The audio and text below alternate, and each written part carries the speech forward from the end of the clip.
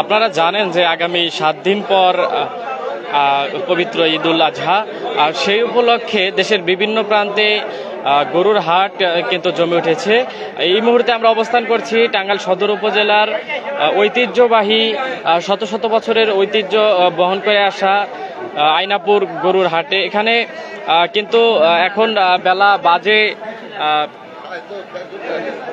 এখন কিন্তু দুপুর 2:27 বাজে। এখন কিন্তু জমে উঠেছে এই ঐতিহ্যবাহী আইনাপুরের গরুর হাট। আপনারা দেখতেই পাচ্ছেন যে এখানে কিন্তু জমজমাট হয়ে উঠেছে গরুর হাট। এখানে কিন্তু ব্যাপক পরিমাণ গরুর সমাগম দেখা যাচ্ছে। আপনারা দেখতেই পাচ্ছেন যে বিপুল পরিমাণ গরু এখানে উঠেছে।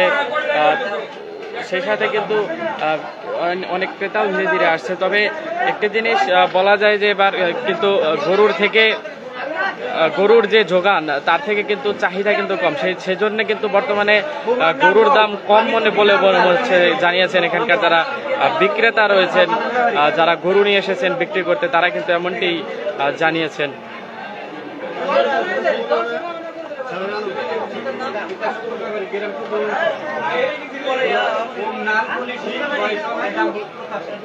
আগামী ঈদকে ঘিরেই এসব গরু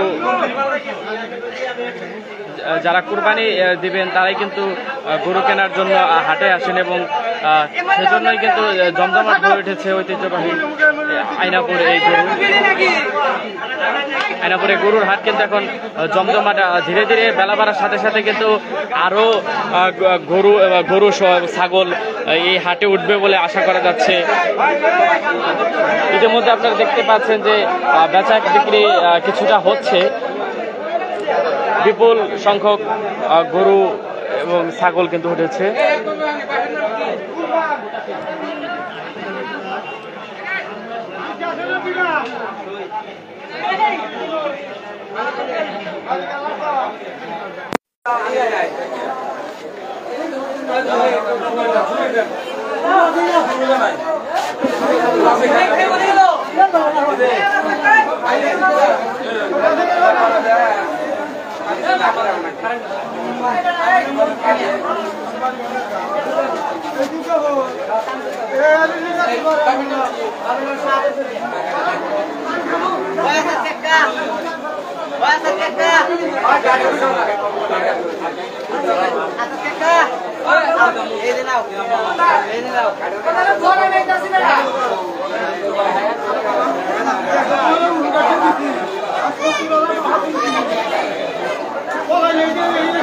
ইতিমধ্যে কিন্তু এই হাটে ব্যাপক পরিমাণ গরুর সরবরাহ দেখা যাচ্ছে।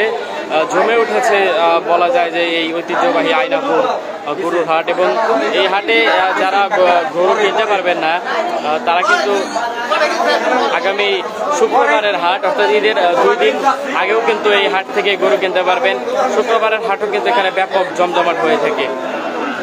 আপনাদের জন্য এই সুযোগটা করে দিয়েছে এই ঐতিহ্যবাহী আইনাপুর যে হাট কমিটি রয়েছে তারা।